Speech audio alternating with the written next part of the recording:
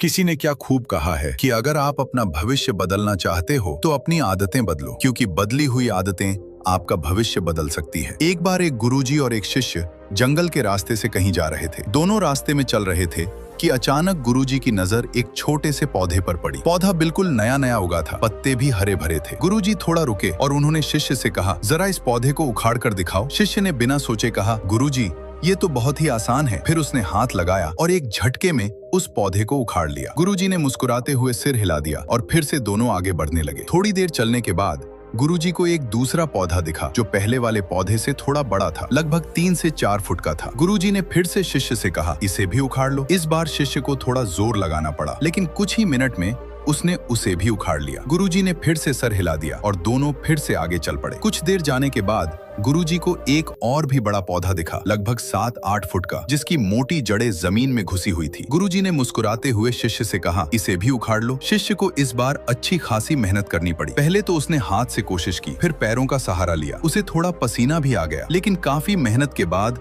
उसने इस वाले पौधे को भी उखाड़ ही लिया। शिष्य ने सोचा कि अब गुरुजी तो खुश हो ही जाएंगे, लेकिन गुरुजी चुपचाप आगे बढ़ गए। शिष्य भी उनके पीछे पीछे चल पड़ा। कुछ ही दूर पर एक बड़ा सा पेड़ दिखाई दिया, कम से कम 20 फुट लंबा। वो मजबूत जड़ों वाला पेड़ था, उसकी जड़ें गहरी जमीन में घुसी हुई थी। गुरुजी ने थोड़ा रुककर शिष्य से कहा, इसे भी उखाड़ लो। अब शिष्य हैरान हो गया। उसने गुरुजी की तरफ देखा और बोला, गुरुजी आप ये क्या कह रहे हो? मैं इतना बड़ा पेड़ कैसे उखाड़ सकता हूँ? इसमें तो पूरा दिन निकल जाएगा और शायद फिर भी यह पेड़ नहीं हिलेगा। ये सुनकर गुरुजी ने जोर से हंसा और कहा, यही तो मैं आज तुझे सिखाने लाया था। ये पेड़ एक दिन में इतना बड़ा नहीं बना है। जब यह एक छोटा सा पौधा था तब इसे आसानी से उखाड़ सकते थे, लेकिन जितना समय बीतता गया इसकी जड़ें उतनी ही गहरी होती गई और अब इसे उखाड़ना लगभग नामुमकिन है। शिष्य थोड़ा सोच में पड़ गया। उसकी समझ में आ रहा था कि गुरुजी बस पेड़ के बारे में नहीं बोल रहे थे, कुछ और गहरी बात समझा रहे थे। गुरुजी ने अपनी बात को आगे बढ़ाते हुए कहा, इंसानों की बुरी आदतें भी इसी तरह होती है। जब आदत नई नहीं लगती है तब उसे छोड़ना आसान होता है, लेकिन अगर उसे समय पर नहीं रोका गया तो वो एक मजबूत जड़ की तरह इंसान की जिंदगी में घुस जाती है। फिर चाहे जितनी कोशिश कर लो उसे छोड़ना मुश्किल हो जाता है। शिष्य ने सर झुका लिया। अब उसकी समझ में आया